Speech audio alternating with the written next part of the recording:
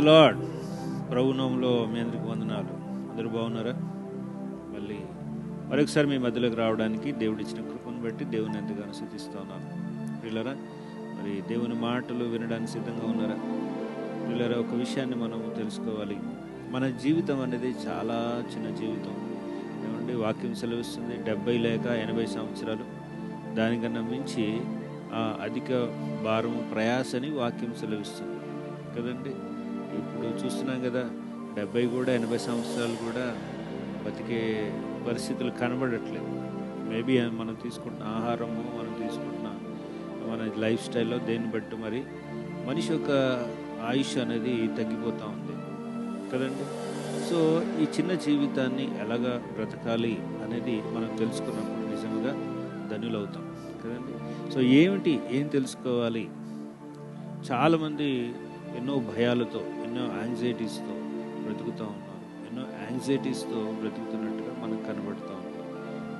రేపేమవుతుందా, ఎల్లుండి ఏమవుతుందా, ఇంకా నా జీవితానికి సెక్యూరిటీ ఎవరిస్తారా, నా జీవితంలో ఏ విధంగా నేను ముందుకెళ్తానా, ఈ జీవితం ఇంతేనా, జీవితం వ్యర్థమేనా, నా బ్రతుక్కి ఎప్పుడు సమాధానం దొరుకుతుంది, ఎప్పుడు పైకి వస్తాను అని చాలామంది యవనస్తులు కానీ కుటుంబీకులు కానీ ఎంతో భయాలతో మరి జీవిస్తున్నట్టుగా మనకు కనబడతాం. అయితే ఒక విషయాన్ని గమనించాను పిల్లలు, మనం ఎక్కడ మన జీవితానికి సార్థకం చేసుకుంటాం.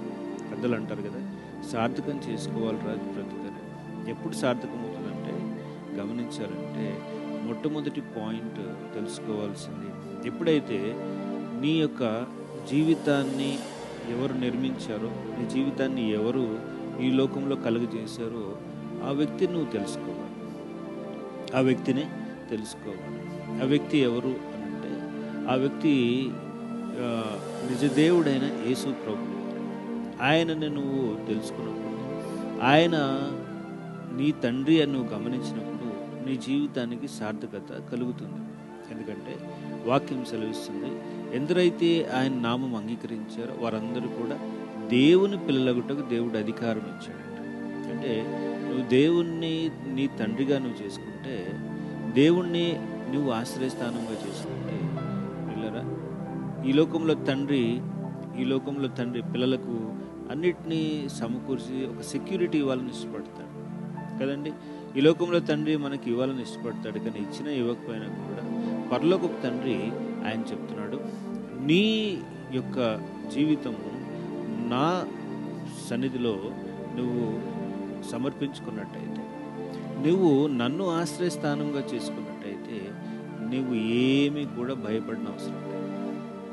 అయితే దేవుణ్ణి ఆశ్రయస్థానంగా చేసుకున్న వారు ఇంకొక పని చేస్తారు. ఏం చేస్తారంటే, వారు దేవాది దేవుణ్ణి ప్రేమిస్తారు. ఈ లోకంలో మనం దేన్ని ప్రేమించినా కూడా ఆ లోక ప్రేమలు ఏమవుతాయి, అవన్నీ కూడా చల్లారిపోతాయి. కొంతకాలానికి మనకు అందులో ఎదురు దెబ్బలు కలుగుతాయి. కొంతమంది నమ్మకస్తులుగా ఉండొచ్చు, కొంతమంది నమ్మకస్తులుగా ఉండకపోవచ్చు కదండి. సో అయితే దేవుని ఆశ్రయస్థానంగా చేసుకున్న వారు రెండవదిగా వారు ఏం చేస్తారంటే, దేవుణ్ణి ప్రేమిస్తారు. వాక్యం ఏం సెలవిస్తుందంటే, అతడు నన్ను ప్రేమించున్నాడు కనుక నేను అతన్ని తప్పించదును. అతడు నన్ను ప్రేమించున్నాడు కనుకంటే, ఎవరైతే దేవుణ్ణి ఆశ్రయస్థానంగా చేసుకుంటారో వారు ఏం చేస్తారు, దేవుణ్ణి ప్రేమిస్తారు. ఏమంటే దేవుణ్ణి ప్రేమిస్తూ దేవుణ్ణి ప్రేమను తమ హృదయంలో కలిగి ఉంటారు కనుక వారి జీవితంలో ఏం కలుగుతారు, దేవుడు అంటే వారిని తప్పిస్తాడంట. చాలాసార్లు నేను గమనిస్తాను, ఈ లోకంలో చాలా విషయాల్ని ప్రేమించి మోసపోయేవారు చాలామంది ఉన్నారు, కానీ దేవుణ్ణి ప్రేమించి మోసపోయేవారు ఒక్కరు కూడా లేరు. దేవుని స్తోత్రం. కనుక దేవుణ్ణి ప్రేమిస్తూ దేవుని కొరకు బ్రతకడం నేర్చుకున్నట్టయితే ఖచ్చితంగా దేవుడు ఇంకొక వాగ్దానం ఇస్తున్నాడు, నేను అతన్ని తప్పిస్తాను అని వాక్యం సెలవిస్తూ ఉంది. అతడు నా నామం ఎరిగినవాడు కనుక నేను అతన్ని ఘనపరిచెదను. ప్రియమైన సహోదరుడా, సహోదరి, దేవుణ్ణి ఎరిగి ఉన్నావా? నీ తండ్రి ఎవరో నీకు తెలుసా? ఈ లోకంలో నువ్వు ఎందుకు పుట్టావో నీకు తెలుసా? ఎందుకున్నావో నీకు తెలుసా? నువ్వు చనిపోయిన తర్వాత నువ్వు ఎక్కడికి వెళ్తావో నీకు తెలుసా? ఒకసారి నువ్వు ఆలోచన చేయి. అతడు నా నామంను ఎరిగి ఉన్నాడు కదా అని చెప్పేసి దేవుడు చెప్తున్నాడు. నువ్వు దేవుణ్ణి ఎరిగి ఉన్నట్టయితే దేవుడు వీటన్నిటికి కూడా సమాధానాలు నీ జీవితంలో ఇస్తాడు. కనుక అతడు నన్ను ప్రేమించున్నాడు కనుక అతను నేను తప్పించదను అని వాక్యం సెలవు. అతడు నన్ను ప్రేమిస్తున్నాడు గనక నేను అతన్ని ఘనపరిచెదను అని వాక్యం సెలవిస్తుంది. అతడు నా నామం ఎరిగినవాడు గనక. ఏమండి, ఎన్నో తెలుసుకుందామని ప్రయత్నాలు చేస్తున్నారు, ఎంతో ఇంటలెక్చువల్ నాలెడ్జ్, ఎంతో టెక్నాలజీ తెలుసుకుందామని, ఉద్యోగాలు పొందుకుందామని ప్రయత్నం చేస్తున్నారు. కానీ నిజ దేవుడైన దేవుణ్ణి తెలుసుకుందామనే ఆలోచన కలిగి లేకుండా వారి జీవితాల్లో నెమ్మది కోల్పోతున్నారు. దేవుడు చెప్తున్నాడు ఇక్కడ, అతడు నా నామం ఎరిగినవాడు గనక నేను అతన్ని ఘనపరచదు. నేర్చుకో టెక్నాలజీలు, నేర్చుకో అనేకమైన సబ్జెక్టులు, కానీ వాటన్నిటికన్నా ముందు నీ దేవుని నువ్వు తెలుసుకున్నావా? నీ సృష్టికర్త నువ్వు తెలుసుకున్నావా? అయితే దేవుడు చెప్తున్నాడు, నిన్ను ఘనపరుస్తానని దేవుడు చెప్తున్నాడు. ఈ లోకంలో నిన్ను ఘనపరిచేవారు చాలా తక్కువ మంది. ఏమండి, నిన్ను పడదోసేవారు ఉంటారు, కానీ దేవుడు చెప్తున్నాడు, నిన్ను ఘనపరుస్తాను, నిన్ను తప్పిస్తాను. నీవు దేవుణ్ణి ఆశ్రయస్థానంగా చేసుకున్నట్టయితే ఎన్ని రకాల ఆశీర్వాదాలు దేవుడు కుమరిస్తున్నాడు. సో కనుక ఈరోజు ఒకే ఒక మాట నువ్వు జ్ఞాపకం చేసుకోవాలి. నువ్వు ఎవరిని ఆశ్రయస్థానంగా చేసుకున్నావు? నీ సృష్టికర్త నువ్వు తెలుసుకున్నావా? తెలుసుకున్నట్టయితే సృష్టికర్త నువ్వు ప్రేమిస్తున్నావా? సృష్టికర్త దగ్గరికి వస్తున్నావా? అయితే దేవుడిస్తున్న వాగ్దానాలు చూశారు, ఎంత గొప్ప వాగ్దానాలు. కనుక దినములు చాలా చెడ్డవి. ఎంతకాలం బ్రతుకుతామో మనకు తెలియదు. ఈ జీవితం ఒక అద్భుతమైన జీవితంగా మరల్చబడాలి. దేవుని యొక్క ఉద్దేశం మరల్చబడుతుందా, లేకపోతే వృధా చేసుకుంటుందా? ఎప్పుడు మరల్చబడుతుంది అంటే, నీ డిజైనర్ ఎవరైతే ఉన్నారో, నీ సృష్టికర్త ఎవరైనారో ఎప్పుడైతే నువ్వు తెలుసుకుంటావో, ఖచ్చితంగా నేను అంటాను, నీ జీవితం గొప్ప చేయబడుతుంది. నీ జీవితంలో సమాధానం కలుగుతుంది. నీ జీవితంలో ఆయన ఆశ్రయస్థానంగా ఉంటాడు.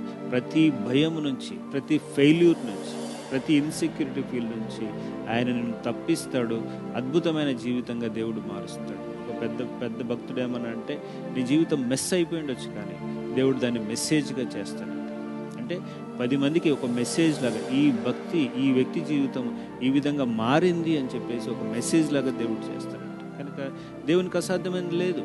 ఏదైనా రిపేర్ అయిపోయిందేమో, పాడైపోయిందేమో, నువ్వు బ్రతికి సమయంలో ఏడుస్తున్నావేమో, బాధపడుతున్నావేమో, గమనించుకో. నీ యొక్క జీవితం ఎవరిని ఆశ్రయస్థానంగా చేసుకుంటున్నావు? సృష్టికర్త అయిన దేవుని చేతిలో నీ జీవితాన్ని పెట్టినట్టే మెస్ అయిపోయిన నీ జీవితాన్ని, ఎందుకు పనికిరాని జీవితాన్ని ఒక అర్థవంతంగా దేవుడు చేస్తాడు. నిన్ను గొప్ప చేస్తాడు. నీ జీవితము 10 మందిలో గొప్ప చేసి నేను ఘనపరుస్తాను, నేను తప్పిస్తానని దేవుడు వాగ్దానం ఇస్తున్నాడు. కనుక తెలుసుకుందామా? ఈ సమయంలో ఎవరిని ఆశ్రయస్థానంగా చేసుకుంటున్నావు? కనుక ఈ మాటలు మీ వినికిడిలో దేవుడు ఆశీర్వదించును గాక. Praise the Lord. God bless you.